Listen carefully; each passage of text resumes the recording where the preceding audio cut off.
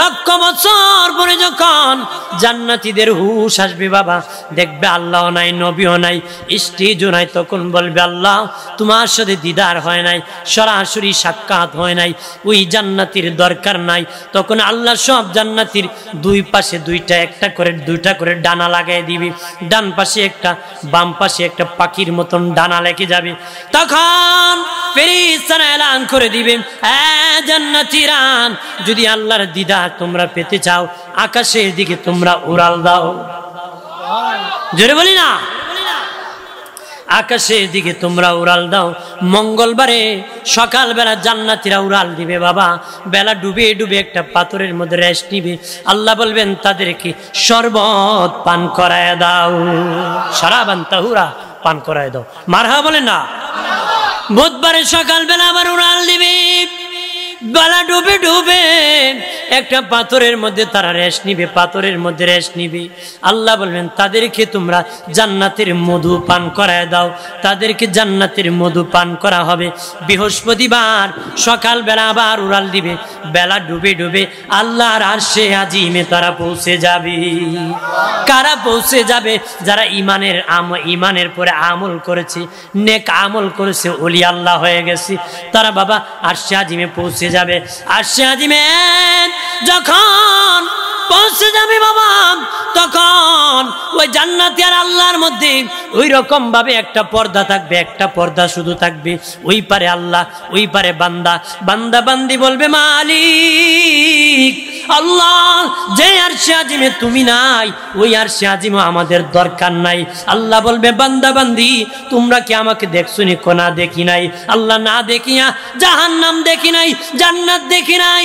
ও মালিক, না দেখিয়া বিশ্বাস করে আমরা ঈমান এনেছি, সেজদা করেছি, জীবনে কোনোদিন দেখি নাই। ও মালিক, জীবনে না দেখিয়া সেজদা করেছি, এবার ইচ্ছা গো আল্লাহ দেখে দেখে কুদরতি কদমে সেজদা করব, তোমাকে সেজদা করব। রোজা রেখেছি, না দেখিয়ে বিশ্বাস করে রোজা রেখেছি। হজ করেছি, কাবা ঘরে গিয়েছি, আল্লাহর ঘরে গিয়েছি। আল্লাহর বাড়ি কেউ যদি কারো বাড়িতে যায় তার দেখা পায়, মালিক তোমার বাড়ি গেছি, তোমার দেখা পাই নাই। ও চট্টগ্রামের হাটাজারির তালতলার মুসলিম জনতা, ভালো করে শুনে নাও।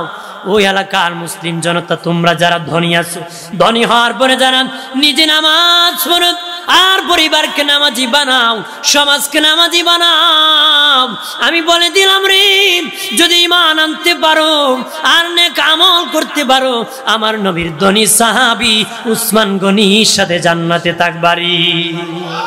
আর জোরে বলি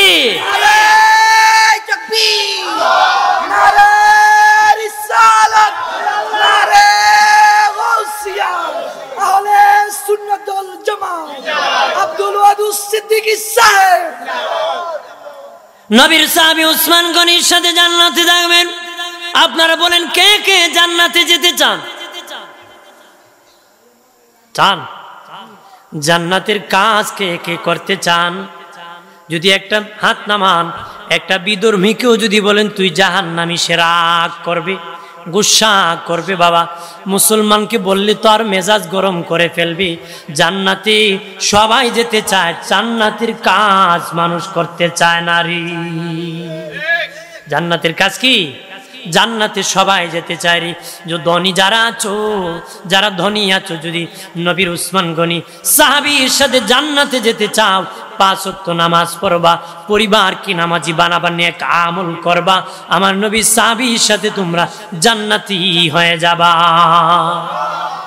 আর সমাজে যারা গরিব আছো, গরিব যারা দিন আনো দিন খাও, টালা গাড়ি চালাও, রিক্সা চালাও, যারা যেভাবে মানুষের বাড়ি কাজ করো, যারা গরিব আছো, ওই গরিব যারা আছো, নিজে যদি নামাজ পড়তে পারো, পরিবারকে নামাজি বানাতে পারো, নিজে যদি নামাজ পড়তে পারো, পরিবারকে যদি নামাজি বানাতে পারো, আমার নবীর গরিব সাহাবী হযরত আলীর সাথে তোমরা জান্নাতে থাকবারি।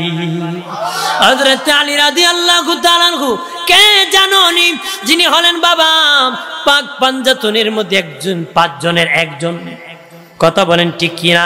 5 জনের একজন, যিনি হযরতে আলী রাদিয়াল্লাহু তাআলা আনহু, যিনি মা ফাতেমার স্বামী, আল্লাহর নবীর সাহাবী, যিনি জীবনের যুবকদের প্রথম মুসলমান, এসেছিলেন কাবা ঘরে।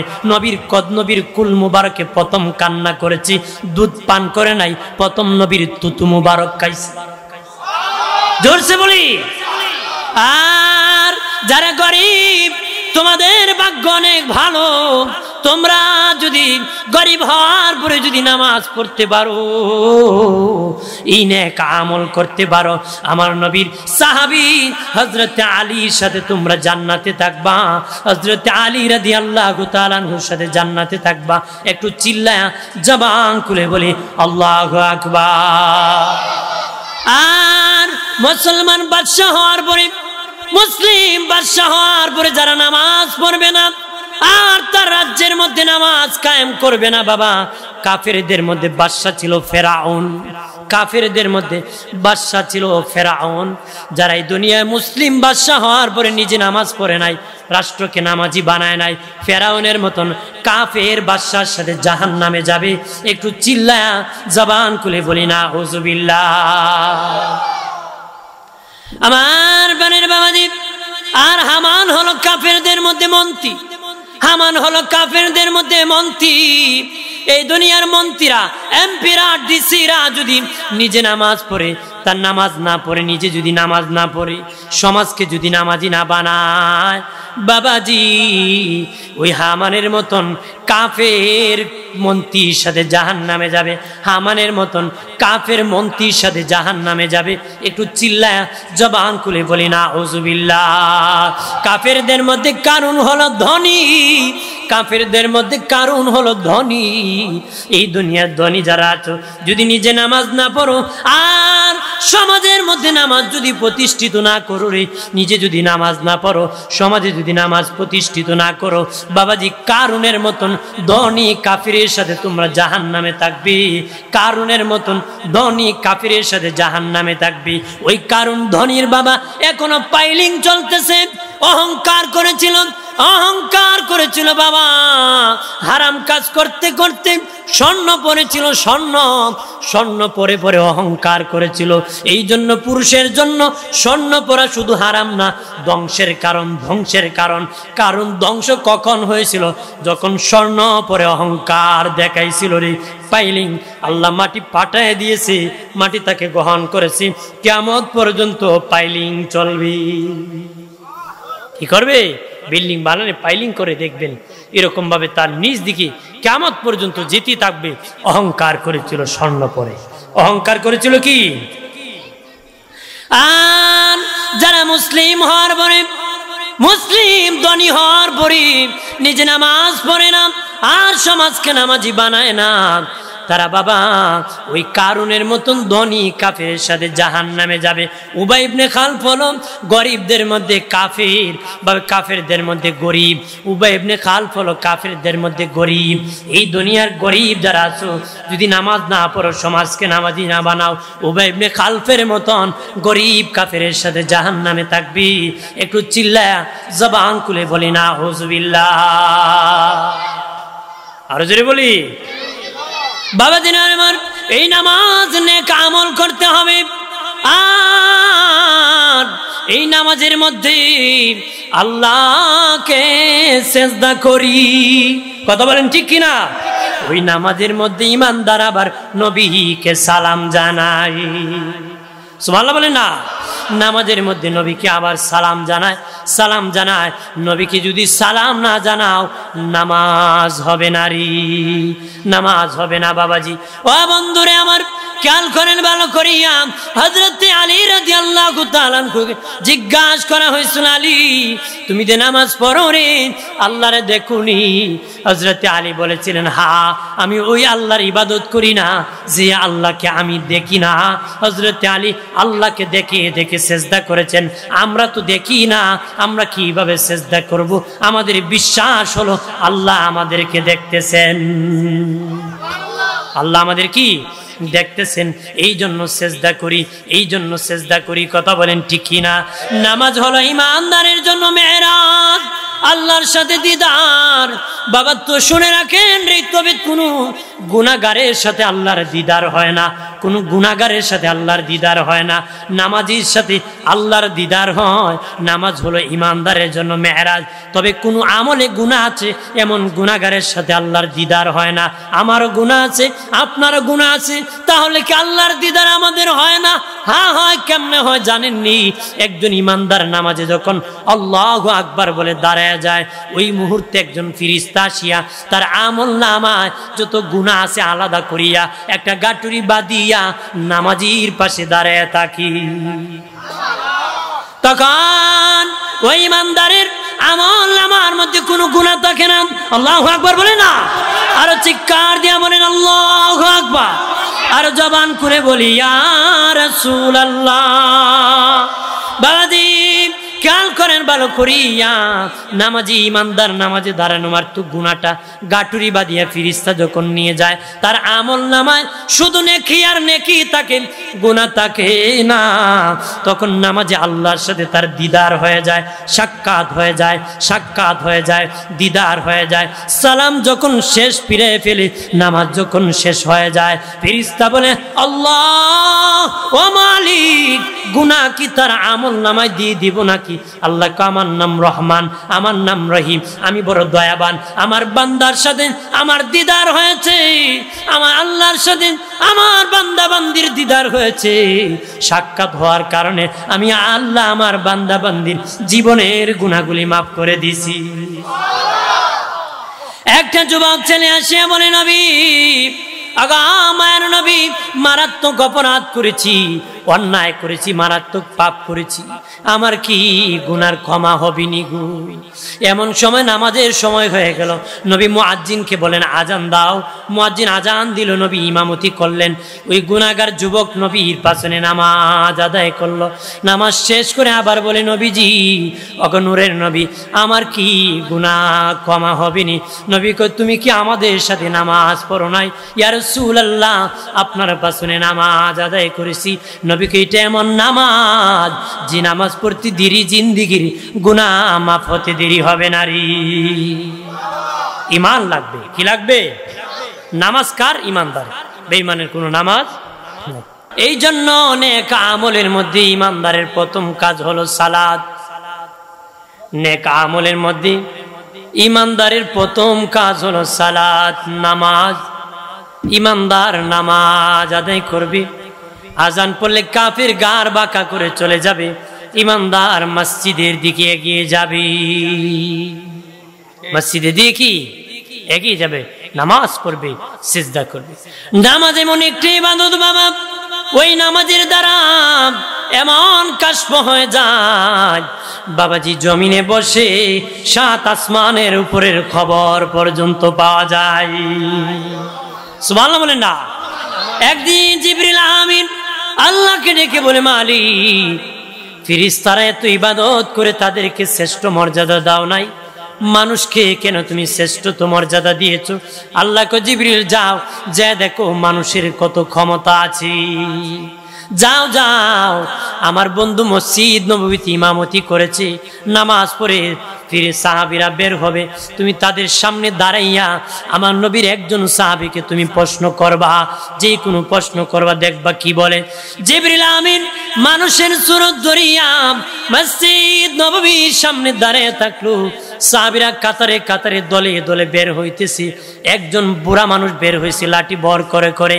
উনি হলেন সিদ্দিক আকবর আবু বকর সিদ্দিক রাদিয়াল্লাহু তাআলা আনহুকে। জিবরিল প্রশ্ন করলো, আবু বকর ভাই, আমার বড় জিবরিলের বড় প্রয়োজন।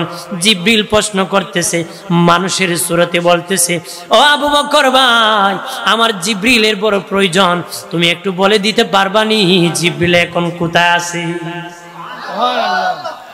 আল্লাহর নবীর সাহাবী আবু বকর সিদ্দিক রাদিয়াল্লাহু তাআলা আনহু ডেকে বলেন, দাঁড়াও, আমি 2 রাকাত নামাজ আদায় করব।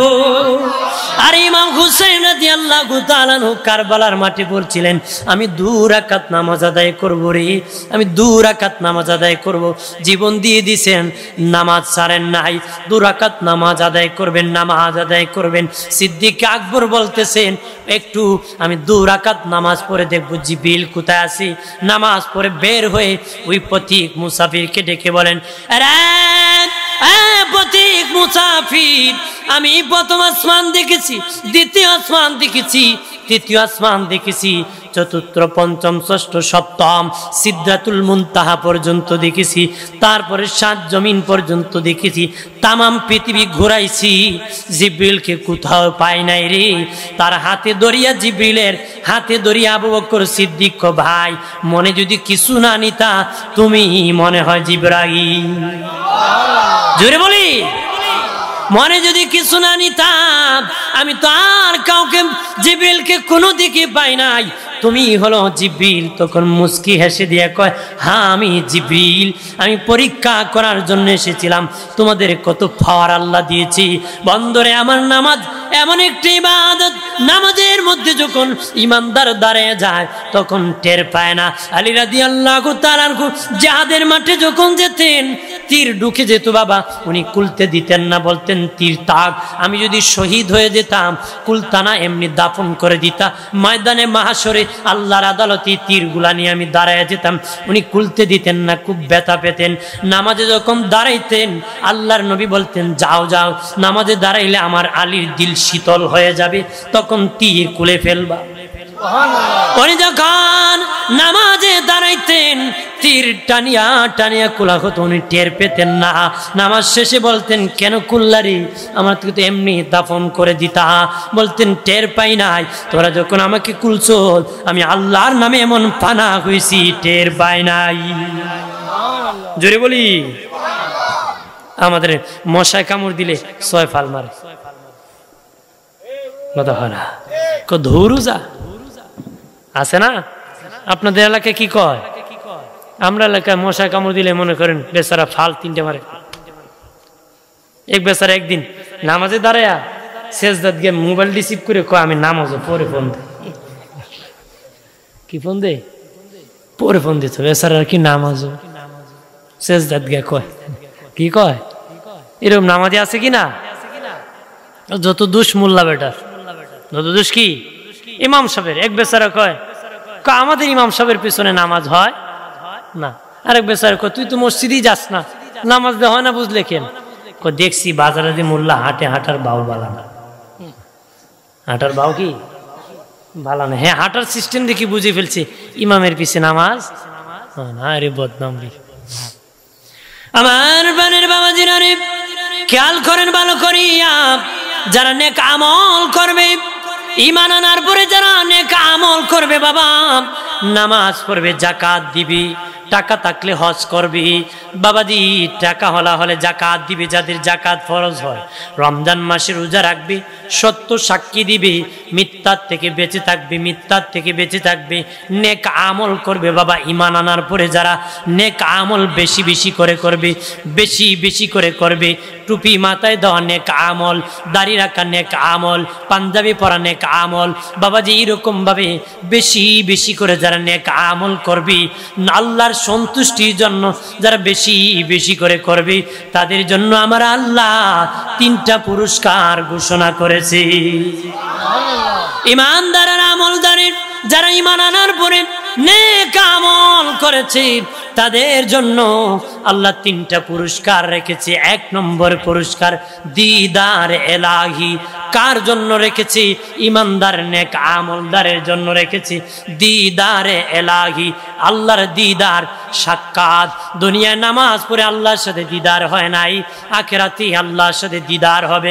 কেমনে হবে বাবা আল্লাহর সাথে দিদার? কেমনে হবে? জান্নাতীরা যখন জান্নাতে যাবে, জান্নাতে যখন বাস করবে, তারা বলবে, আল্লাহ যেই জান্নাতে তুমি নাই, এই জান্নাতের আমাদের দরকার নাই। আল্লাহ তখন একজন ফিরিস্তার মাধ্যমে এলান করে দিবেন। ফিরিস্তা বলবে, আল্লাহকে যদি দেখতে চাও জান্নাতের মেইন গেটের দরজায় চলে যাও। সব জান্নাতীরা মেইন গেটের দরজায় চলে যাবে, যে দেখে বিশাল বড় স্টেজ আছে, বিশাল বড় সামিয়ানা আছে, ময়দান আছে, সেখানে সভাপতি হলেন আমার আল্লাহ নিজে। আর ওই ময়দানের প্রধান অতিথি হবেন আমাদের নূরের নবী, আল্লাহু আকবার বলি না। আর বিশেষ অতিথি হবেন সমস্ত নবীগণ, ওই ময়দানের বিশেষ অতিথি হবেন সমস্ত নবীগণ। ওই ময়দানের সবার সামনে থাকবে উম্মতে মুহাম্মদীগণ, সুবহানাল্লাহ কন্যা। সবার সকলের সামনে উম্মতে মুহাম্মদীগণ তাকবীরে ওই ময়দান কোরআন তেলাওয়াত দিয়ে উদ্বোধন হবে। সূরা মুজাম্মিল তেলাওয়াত হবে প্রথম। আল্লাহ দাউদ নবীকে বলবেন, দাউদ তুমি সূরা মুজাম্মিল তেলাওয়াত করো। বলতে পারেন, হুজুর দাউদ নবী আমাদের যুগে ছিলেন না, উনি কোরআন কিভাবে পড়বেন? আল্লাহ যখন হুকুম করবেন দাউদ নবী 30 পারার হাফেজ হয়ে যাবেন। দাউদ নবী যখন কোরআন তেলাওয়াত করবেন আর জান্নাতীরা ওই মধুর তেলাওয়াত শুনিয়া, এত মধুর তেলাওয়াত শুনিয়া জান্নাতীরা জান্নাতে 800 বছর পর্যন্ত বেহুশ হয়ে থাকবে, বেহুশ হয়ে থাকবে, পানা পানা হয়ে যাবে, বেহুশ হয়ে থাকবে। কতদিন থাকবে? 800 বছর পর্যন্ত তারা বেহুশ হয়ে ময়দানে পড়ে থাকবে। 800 বছর পরে হুশ আসবে। আল্লাহ বলবেন, হাসরবাসী এবার তোমরা শুনবা, যাকে আমি সবচেয়ে বেশি সুন্দর কণ্ঠ দান করেছি, আমার হাবিব রহমতের নবী, যে নবীর কারণে তামাম দুনিয়া বানাইছি, আমি আল্লাহ নিজে প্রকাশ পেয়েছি, ওই আমার নূরের নবীকে আমি বানাইছি। আমার ওই নূরের নবী সুন্দর তেলাওয়াত করবে, মধুর কণ্ঠের তেলাওয়াত। আল্লাহর নবী সূরা ইয়াসিন তেলাওয়াত করবে ওই হাসর ময়দানে জান্নাতীর সামনে। নূরের নবী সূরা ইয়াসিন যখন তেলাওয়াত করবেন, জান্নাতীরা ওই ইয়াসিন তেলাওয়াত শুনে 8000 বছর পর্যন্ত বেহুশ হয়ে থাকবে। জোরে বলি না, জান্নাতীরা 8000 বছর পর্যন্ত বেহুশ। 8000 বছর পরে হুশ আসবে। ওটার পরে বলবে, আল্লাহ বলবেন, বান্দা বান্দি আমার হাবিবের কণ্ঠে তেলাওয়াত শুনেছো, এবার আমি আল্লাহ নিজের কণ্ঠে তেলাওয়াত শুনবা। এটা আমার দেওয়া কণ্ঠ, এবার শুনে না, আমি আল্লাহ নিজের কণ্ঠে তেলাওয়াত করব রে। আমার আল্লাহ নিজে সূরা রহমানের তেলাওয়াত করবে। আমরা কার রহমান? আল্লাহ খুব আনার রহমান, আল্লামাল কুরআন খালাকাল ইনসান। আল্লাহ খুব আনার রহমান, আমি সেই রহমান, শিখাইছিলাম তোদেরকে কোরআন। জোরে বলেন না, বানাইছিলাম তোদেরকে মানুষ। আল্লাহ বলার ভঙ্গিতে বলে নাই বানাইছি মানুষ, শিখাইছি কোরআন। আল্লাহ কই কোরআন শিখাইয়া বানাইছি মানুষ। জোরে বলেন না। বাবাজি স্বাভাবিকভাবে মানুষ আগে আগে, এরপরে কোরআন শিখি, শিক্ষা গ্রহণ করে পরে বাবা। কিন্তু আল্লাহ বলার ভঙ্গিতে বলছে কোরআন শিখায় মানুষ বানাইছে। তাফসীরওয়ালারা বলেছেন মানুষ আবার 2 প্রকার। এক প্রকার মানুষ হলো জন্মগত মানুষ, আর এক প্রকার হলো গুণগত মানুষ। জন্মগত মানুষ হতে গেলে কিছুই শিখা লাগে না, গুণগত হলে শিখতে হবে। কারা আল্লাহর কাছে মানুষ? যারা কোরআন শিখেছে, নবীকে ভালোবেসেছে, ইসলাম গ্রহণ করেছে, তারাই হলো মানুষ। ওই মানুষের কথা আল্লাহ কইছে কোরআন শিখাইয়া মানুষ বানাইছে।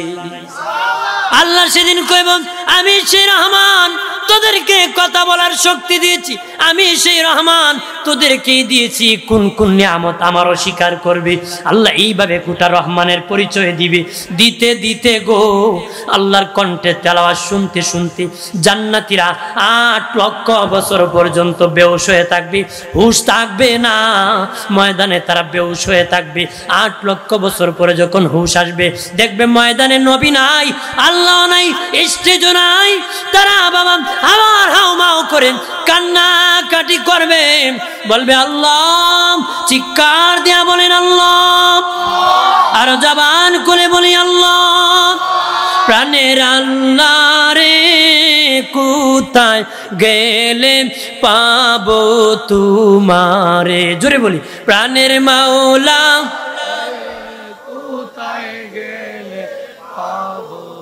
বন্দী হইলাম শয়তানের জালে, দিন কাটাইলাম হেলে দুলে।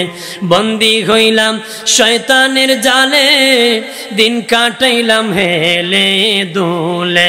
আমার জীবন মরণ দিলাম তোমারে, আমার জীবন মরণ দিলাম তোমারে। প্রাণের মাওলা কোথায় গেলে পাবো তোমারে? চিৎকার দিয়া বলেন আল্লাহু আকবার। 8 লক্ষ বছর পরে যখন জান্নাতীদের হুশ আসবে বাবা, দেখবে আল্লাহ নাই, নবীও নাই, স্টেজও নাই, তখন বলবে আল্লাহ তোমার সাথে দিদার হয় নাই, সরাসরি সাক্ষাৎ হয় নাই, ওই জান্নাতীর দরকার নাই। তখন আল্লাহ সব জান্নাতীর দুই পাশে দুইটা করে ডানা লাগাই দিবে, ডান পাশে একটা, বাম পাশে একটা, পাখির মতন ডানা লেগে যাবে। তখন ফেরেশতারা এলান করে দিবে, জান্নাতীরা যদি আল্লাহর দিদার তোমরা পেতে চাও, আকাশের দিকে তোমরা উড়াল দাও। জোরে বলি না, আকাশের দিকে তোমরা উড়াল দাও। মঙ্গলবারে সকালবেলা জান্নাতীরা উড়াল দিবে বাবা, বেলা ডুবে ডুবে একটা পাথরের মধ্যে রেস্ট নিবে।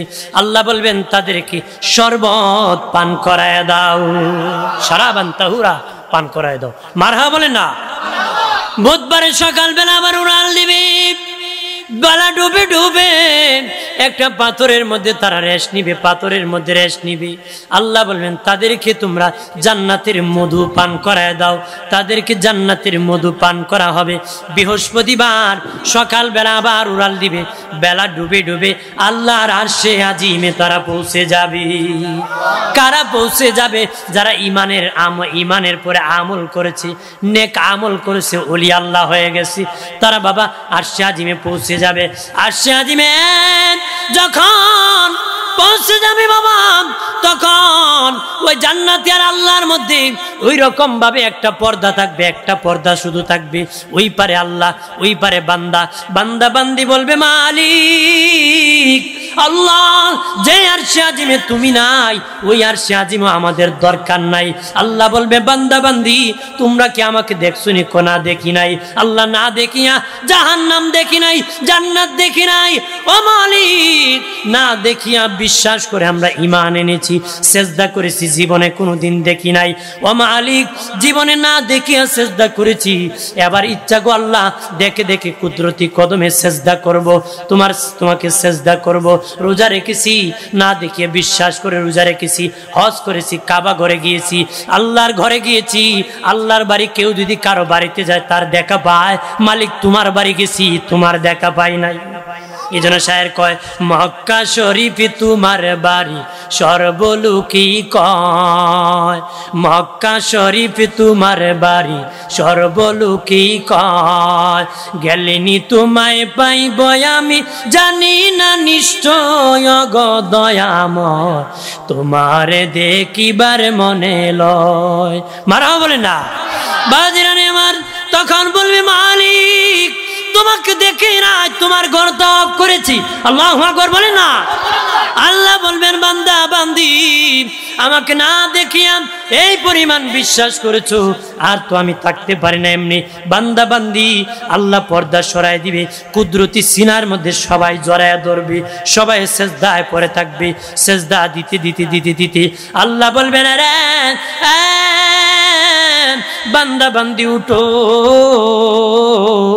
সেজদা থেকে তোমরা উঠো, আর কত সেজদা দিবা? তারা বলবে এই মুহূর্তে শুধু সেজদার মধ্যে গিয়েছি, এখনই বুঝি উঠায় নিলা গো আল্লাহ। আল্লাহ বলবেন সুখের দিন কেমনে যায় মানুষ টের পায় না, দুঃখের দিন মানুষের যায় না। আরে বান্দা বান্দি, বান্দা বান্দি কতদিন সেজদা করেছো জানোনি? 90,000 বছর হয়ে গেছে আমি মালিকের কদমে সেজদা করতেছো। আরো জোরে বলি বন্ধুরে আমার, খেয়াল করেন ভালো করিয়া। এই জন্য খাঁটি ইমানদার হয়ে যাবেন, আর নেক আমল বেশি করে করবেন আল্লাহর জন্য। আল্লাহ বান্দার জন্য 3টা পুরস্কার রাখছে। 1 নম্বর দিদার এলাহি, আল্লাহর সাথে সাক্ষাৎ হবে, দিদার হবে, মেহমান হবেন। একটু চিল্লা জবান খুলে বলি সুবহানাল্লাহ। ওই আমলদার নেক আমলদারের জন্য দ্বিতীয় পুরস্কার আল্লাহ ক্ষমার ব্যবস্থা, মাফের ব্যবস্থা রাখছে ইমানদারের জন্য। বেঈমানের জন্য আল্লাহ কোনো ক্ষমা রাখে নাই। কথা কনা, শয়তানের জন্য কোনো ক্ষমা নাই, বেঈমানের জন্য কোনো ক্ষমা নাই। ইমানদারের জন্য আমার আল্লাহ ক্ষমার ব্যবস্থা রাখছি। এটা আল্লাহর পুরস্কার, এটা আল্লাহর অঙ্গীকার। একটু চিল্লায়া জবান খুলে বলি সুবহানাল্লাহ। ইমানদারকে আল্লাহ ক্ষমা করবে বাবা, এটা আমার আল্লাহ অঙ্গীকার করেছে। আল্লাহু আকবার বলেন না। কিভাবে ক্ষমা করবে বাবা? তওবার দ্বারা আল্লাহ ক্ষমা করবে। গুনাহ হয়ে গেছে ইমানদার, তওবা করার দ্বারা মাফ হয়ে যাবে। কখন? ইন্তেকালের আগ মুহূর্ত যদি তওবা করে, নবীর সাথে আল্লাহ ওয়াদা করেছে, হাবিব আপনার উম্মতরা যদি ইন্তেকালের আগ মুহূর্ত তওবা করে, আমি আল্লাহ মাফ করে তাদেরকে জান্নাতি বানায় দিব। এই অফার আমি আল্লাহ রাখছি, তাদেরকে ক্ষমা করে দিব। আল্লাহ বলেন ইমানদারের ক্ষমার ব্যবস্থা কেমনে? আল্লাহ বলেন ইমানদার জ্বর হলে গুনাহ মাফ হয়, সর্দি হলে গুনাহ মাফ হয়, পেটে ব্যথা হলে গুনাহ মাফ হয়, কঠিন বিমার হলে গুনাহ মাফ হয়। ইমানদার রাস্তা দিয়ে হাঁটিয়ে গেলে যদি উষ্টাকে পড়িয়া পায়ে ব্যথা হয়, তাও ইমানদারের গুনাহ মাফ হয়। দান করলে ইমানদারের গুনাহ মাফ হয়, সদকা করলে গুনাহ মাফ হয়, নেক ইবাদত করলে গুনাহ মাফ হয়, মানুষের সাথে ভালো ব্যবহার করলে গুনাহ মাফ হয়। ইমানদারের জন্য আল্লাহ ক্ষমার ব্যবস্থা রাখছি। একটু চিল্লায়া জবান খুলে বলি সুবহানাল্লাহ। ওই ইমানদার আমলদারের জন্য দ্বিতীয় পুরস্কার ক্ষমা রেখেছে বাবা। এরপরেও কেমনে ক্ষমা করবে? ইমানদার ইন্তেকালের আগে কঠিন বিমার দিয়ে, প্যারালাইসিস দিয়ে বিছানায় পালাইয়া আল্লাহ মাফ করিয়া জান্নাতি বানায় কবরে নিবি। তাও যদি ক্ষমা না হয়, কবরের মধ্যে মাফ করাবে। আল্লাহু আকবার বলেন না।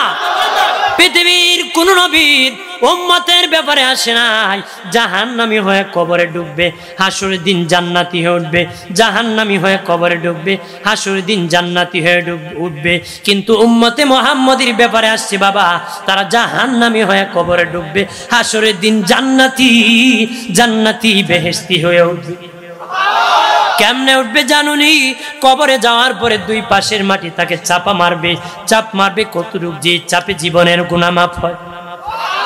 আবার কেমনে মাফ করবে জানুনি? নেক আওলাদের দ্বারা মাফ করবে রে।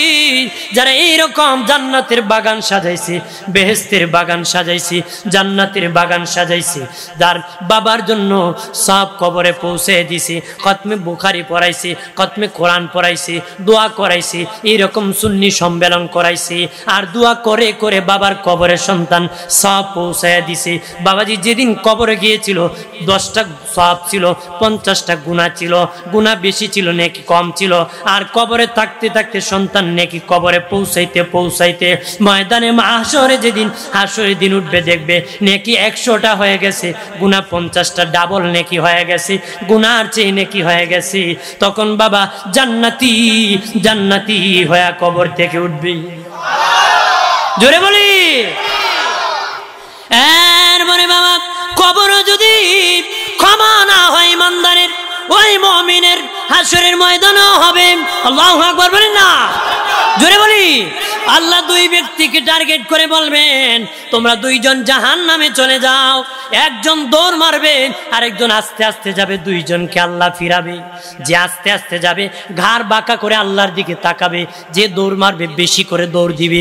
আল্লাহ দুইজনকে ফিরে বলবে, যার দৌড় মারছে তাকে বলবে, কেন রে গুনাহগার এইভাবে দৌড় মারলে? সে বলবে, আল্লাহ দুনিয়ায় নামাজ পড়ার কথা বলেছেন, ইবাদত করার কথা বলেছেন, কত হুকুম করেছেন, একটা হুকুম আমি পালন করি নাই গো আল্লাহ। আজকে ভাবলাম মালিক সরাসরি যেহেতু আমাকে হুকুম করেছেন, আজকে হুকুম পালন করতে দেরি করব না। হুকুম পালন করার জন্য আমি সোজা দৌড় দিয়েছি। আল্লাহ উসিলা তালাশ করবে বাবা জান্নাতে দেওয়ার জন্য। আর ওই লোককে আল্লাহ বলবেন, আস্তে আস্তে কেন গেলাম, আর গার বাঁকা করে কেন তাকাইলা? বলবে আল্লাহ মাহফিলে গিয়েছি, পীর সাহেব হুজুরের কাছে গিয়েছি, বক্তার কাছ থেকে শুনেছি, আলেম ওলামাদের কাছে শুনেছি তুমি নাকি রহমান, তুমি নাকি রাহিম, তুমি নাকি দয়াবান, তুমি নাকি ওয়াদা করেছো বান্দা বান্দিকে ক্ষমা করে দিবা, জিন্দিগির গুনাহগুলি মাফ করে দিবা।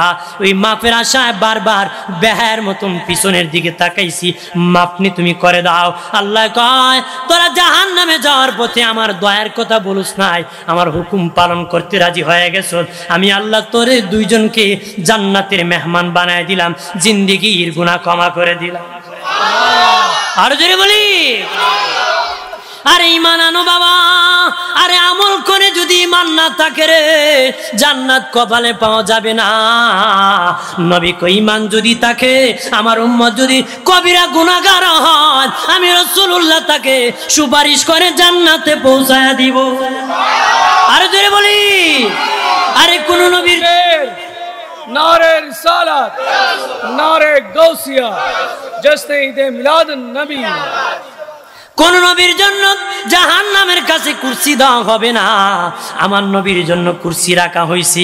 নবী যেদিন মেরাজে গিয়েছেন দেখেন এক পাশের মধ্যে একটা কুরসি আর এক পাশে 312টা। আল্লাহ পাশাপাশি একটা কার জন্য 312টা কার জন্য? আল্লাহ বলবেন 312 জন রসুলের জন্য রাখছি, আর একা আপনার জন্য একটা রাখছি। আলাদা কেন গো মালিক? আল্লাহ বলেন ও হাবিব 312টা জান্নাতের উপর, আর আপনি একা রাখছি আপনারটা জাহান্নামের উপর। নবী বলেন আল্লাহ আমাকে কেন একা জাহান্নামের উপর কুরসি রাখলেন? আল্লাহ বলেন হাবিব পৃথিবীর কোন নবী তার উম্মতকে খুঁজে জাহান্নাম থেকে জান্নাতে পৌঁছাবে না, নিজের জান খুঁজে নিজে বাঁচার জন্য পাগল হয়ে জান্নাতের দিকে দৌড়াবে। একমাত্র আপনি রাসূলুল্লাহ জাহান্নাম থেকে খুঁজে খুঁজে হাতে ধরে ধরে উম্মতকে জান্নাতে পৌঁছাবে। আর জোরে বলি আমার আল্লাহ ইমানদারের জন্য ক্ষমা ক্ষমা রেখেছেন বাবা। এই জন্য এই ক্ষমা নিতে গেলে নবীর সাথে প্রেমের সম্পর্ক লাগাতে হবে। কথা বলেন ঠিক কিনা? জীবনের চেয়ে নবীকে বেশি ভালোবাসতে হবে যদি হাসরের দিন নবীর সুপারিশ পাইতে চাও, নতুবা পাইবা না। যদি নবীর সুপারিশ পাইতে চাও ঈমানকে মজবুত করো, নবীর সাথে ভালোবাসার সম্পর্ক লাগাও, বেশি বেশি করে নেক আমল করো। নেক আমলদার বাবা হাসরের মধ্যে ভয়াবহ পড়তে হবে না, জান্নাতের মেহমান হয়ে যাবে। কিন্তু গুনাহগার হয়ে যারা হাসরের মাঠে যাবে এই ভয়াবহ অবস্থার মধ্যে তারা থাকতে হবে।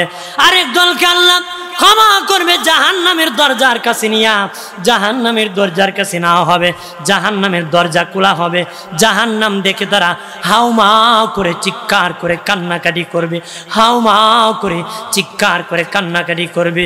আল্লাহকে বলবে আল্লাহ ও মালিক ওই যে পাপ করেছি, আমরা অপরাধ করেছি, এগুলা স্বীকার করতেছি, অন্যায় করেছি, পাপকে স্বীকার করবে, অন্যায় করেছি। আল্লাহ আল্লাহ গো তুমি যদি দয়া করে জান্নাত দিয়ে দাও তোমার তো কোনো ক্ষতি হবে না, জাহান্নামে ফেলে দিয়ে তোমার তো কোনো লাভ হবে না। আল্লাহ তুমি বড় দয়ালু, তুমি বড় দয়ালু। আল্লাহ জাহান্নামের দরজার কাছে তোদের পাপ তারা স্বীকার করে আমার প্রতি আমার প্রতি কৃতজ্ঞতা তোমরা বলে কৃতজ্ঞতা করেছো, আর আমার কাছে নত স্বীকার করেছো, এই জন্য আমি আল্লাহ দয়া করে তোদেরকে ক্ষমা করে দিলাম। উম্মতে মুহাম্মদের জন্য দ্বিতীয় অফারে আরো ক্ষমা করবে কেমনে জানোনি? আরে একজনের নেকি বুদ্ধি ওজন হবে বাবা, যা মিজানের পাল্লার কাছে নেকি বুদ্ধি সমান হবে, সমান সমান হয়ে যাবে। তাদেরকে আল্লাহ জান্নাতও দিবে না, জাহান্নামও দিবে না, জান্নাতও দিবে না, জাহান্নামে দিবে না। জান্নাত আর জাহান্নামের মধ্যখানে একটা পাহাড় আছে, আরাব পাহাড়, তাদেরকে আরাববাসী বলা হয়। তাদেরকে ওই জায়গার মধ্যে দাঁড় করানো হবে, এক নজরে জান্নাত দেখানো হবে, আরেক নজরে জাহান্নাম দেখানো হবে। জান্নাত দেখে আফসোস করবে, জাহান্নাম দেখে ভয়েতে হাউ মাউ করে তারা কান্নাকাটি করবে। ওই রকম অন্তরের কষ্ট দিয়া ইমানদারকে আল্লাহ মাফ করে দিবি। আর জোরে বলি আর ওইভাবেও যদি না হয় আর জাহান্নামে ফেলে দিয়া বাবা আল্লাহ মাফ করাবে। আল্লাহু আকবার বলেন না। ঈমান নিয়ে যদি মররে চিরস্থায়ী জাহান্নামে থাকবা না। জাহান্নামে আল্লাহ ময়লা জ্বালাইয়া পুরায় পরিষ্কার করবে। আল্লাহ আমি বান্দা বান্দিরে বড় আদর করে বানাইছি, বড় মায়া করি রে। ও আমার বান্দা বান্দি, পৃথিবীর মা বাবা তার সন্তানকে মায়া করে, মা বড় মরদি, মা বড় মোহব্বত করে সন্তানকে, কিন্তু সন্তান যখন পায়খানা করে বাবা, তখন মা কিন্তু পরিষ্কার না করে কুলে উঠায় না। মাঘ মাসের ঠান্ডার মধ্যে মা এইভাবে উপরের মধ্যে বাবা কাদের মধ্যে চাপা দিয়ে ধরে পিছন দিক থেকে পানি ডালতেছে, সন্তান ওয়াহ ওয়াহ করে কান্না করতেছে, মা কুলে উঠাইতেছে না, পরিষ্কার করতেছে। একদম পরিষ্কার যখন হয়ে যায় তখন মায়ের দয়ার কাপড় দিয়া চাপ দিয়া ধরিয়া কুলে উঠায় চুমু খায়। আর জাদুমণি কাঁদিও না বলে। কেন কুলে উঠায় না? ময়লা নিয়ে মা কুলে উঠাবে না। আল্লাহ আমার বড় আদরের বান্দা বান্দি, কিন্তু গুনার নাপাক নিয়ে আমার দয়ার চাদরে তোদেরকে উঠাইতে পারবো না রে। যদি দুনিয়া তওবা করতে আমি আল্লাহ তোদেরকে ক্ষমা করে দিতাম, মাফের অফার রেখেছি, মাফ করে দিতাম।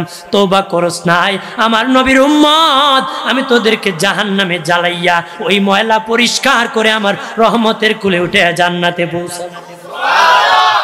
আর সবারই সাথে হবে সর্বশেষ নবী খবর পেবেন জাহান্নামে তার উম্মত আছে, এমনি নবী জাহান্নামে একটা ঝাঁপ মারবেন।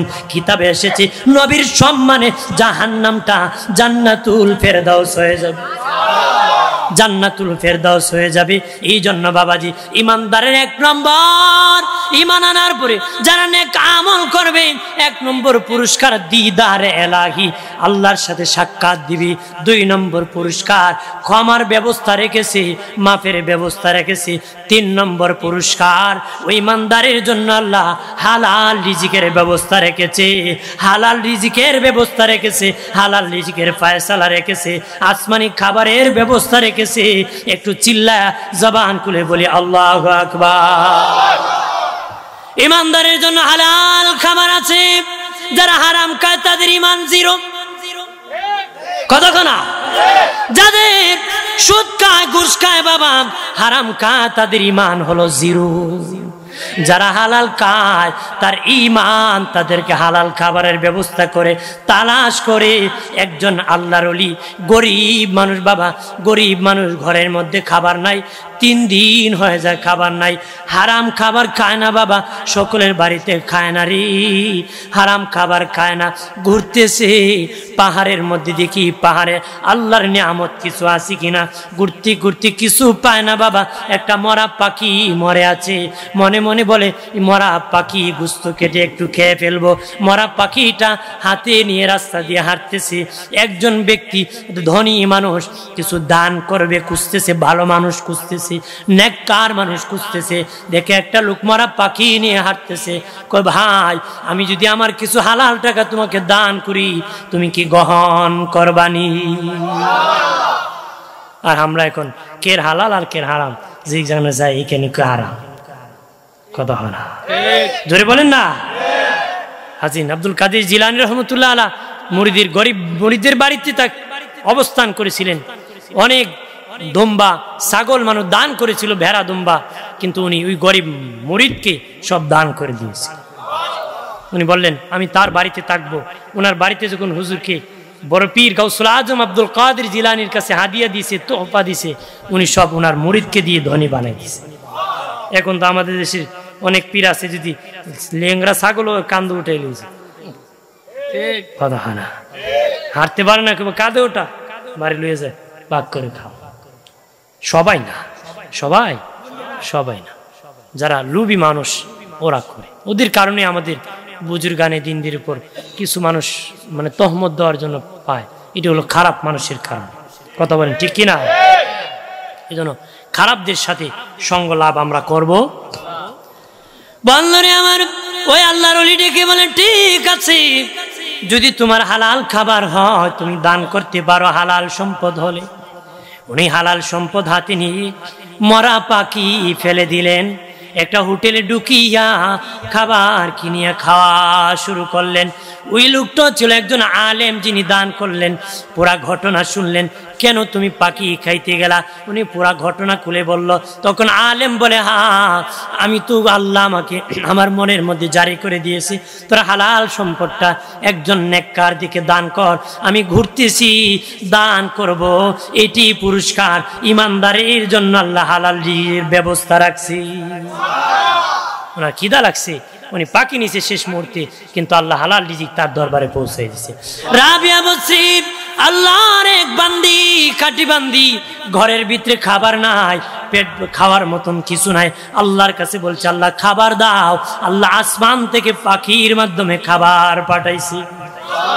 আরো জোরে বলি, ইমানদারের জন্য হালাল রিজিকের ব্যবস্থা আছে। হালাল খাইবা, হারাম খাইবা না। হারাম যদি খাও বংশ নষ্ট হয়ে যাবে রে, হারাম যদি খাও রক্ত নষ্ট হয়ে যাবে। বাবাজি কত খাইবা? আমাদের পেট এমন একটা পেট, যতই খাও আরো কয় খাইতে। কথা করা আমি বলি, পেট হলো দুনিয়ার সালা বাবা, একটা ছিদ্রি দুইটা না বাবা, নিচে তালা আছে সালার, কিন্তু আমার আপনার পেট আল্লাহ সালা লাগাই দিছে, এটার ছিদ্রি দুইটা। কথা বলেন ঠিক কিনা? এটার সালার তালা নাই। এই জন্য আমি কই, এমন দারুণ সালাম মানে না তালি, বিকালে ভরি সকালে খালি। কথা কোন ঠিক কিনা? এমন দারুণ সালাম মানে না তালি, বিকালে ভরি সকালে খালি, সকালে ভরি দুপুরে খালি, দুপুরে ভরি বিকালে খালি। যত দিয়ে সালায় আরো খাইতো। কথা হয় না? খালি খাইতো আর খাইতো। জনম শেষ কো মামুর মাথা গরম, কয় খাইছে না রোজা। কথা হয় না? হাজরিন জি, ঈমান আনার পরে যারা নেক কাজ করবে, নেক কাজ করবে, যারা ধৈর্য ধারণ করবে, নেক কাজের দাওয়াত দিবে, তাদের জন্য কোনো ভয় নাই। তাদের জন্য কি ভয় নাই? তারা ওলি আল্লাহ হয়ে যাবে। তাদের হাত আল্লাহর কুদরতি হাত হয়ে যাবে, তাদের পা আল্লাহর কুদরতি পা হয়ে যাবে, তাদের জবান আল্লাহর কুদরতি জবান হয়ে যাবে। সে ওলি হয়ে ইন্তিকাল করবে, ওলি হইয়া কবরে থাকবে, ওলি হইয়া হাসরে উঠবে, ওলি হইয়া জান্নাতে প্রবেশ করবে। আরো জোরে বলি, তাহলে আমরা ওলি হব। আমাদের মধ্যে আমল শক্ত করে করতে হবে। আমাদের তো ঈমান ঠিক আছে, আর ইবাদত নেক আমল করলে আমরা ওলি হয়ে যাব। বেঈমানদের মধ্যে আমলের অভাব নাই, কিন্তু শয়তানি ছাড়ে না। কথা না, কারণ আত্মশুদ্ধি নাই, ঈমান নাই। ই আমলে লাভ হবে? এটা মলি সাপ হয় না, মলি বাস হয়ে যায়। কি হয়ে যায় দেখবেন, কথায় কথায় বাস নিয়ে বেরিয়ে যায়। কথায় কথায় কি বাস নিয়ে, আক্কাওয়ালা বাস নিয়ে বের হয়। এটা মলি সাপ হয় না, যদি ঈমান না থাকে মলি বাস হয়ে যায়। এই জন্য আমরা এইদিকে খেয়াল করব। আমাদের আজকের যিনি প্রধান বক্তা আল্লামা সৈয়দ মোকাররম বারী মাদ্দাজিল্লাহুল আলী মঞ্চে আসতেছেন। আমি সিলেট হবিগঞ্জ থেকে আসছি। আমি চট্টগ্রাম অনেক দূর, হয়তো অনেক জায়গাতে ফোন আসি, রাখি না, কিন্তু এই প্রোগ্রামটা দিয়ে দিছি যে একটা প্রোগ্রাম করি। এই জন্য আসলাম। কীভাবে কথা বলতে হয় আমি জানি না, আপনাদের কাছে কিভাবে আপনারা ভালো লাগবে সেটা আমার জানা নাই। যেহেতু চট্টগ্রামে বয়ান প্রথম দিন করেছি, আমি আসি নাই, আর আজকে আসছি, নসিহত করেছি, যতটুকু করেছি আমার যেভাবে করি সেভাবেই করছি। সময় কাটানোর চেষ্টা করি না, যতটুকু কথা বলার মানুষ হেদায়েতের নিয়ত নিয়ে বলি যে আমিও জান্নাতে যেতে চাই, মানুষ যেন জান্নাতি হয়। যারা ওয়াজ নসিহত করে, করায়, শুনে, সবার উদ্দেশ্য একটাই, জান্নাতি হবে। কতক্ষণ আমরা কি হব? জান্নাতি হব। এই জন্য আমিও উদ্দেশ্য যে আমিও যেন বাঁচি, জাতীয় যেন বাঁচি। আমরা যেন কোথায় যাব? আমাদের আসল বাড়ি কোথায়? জান্নাতে।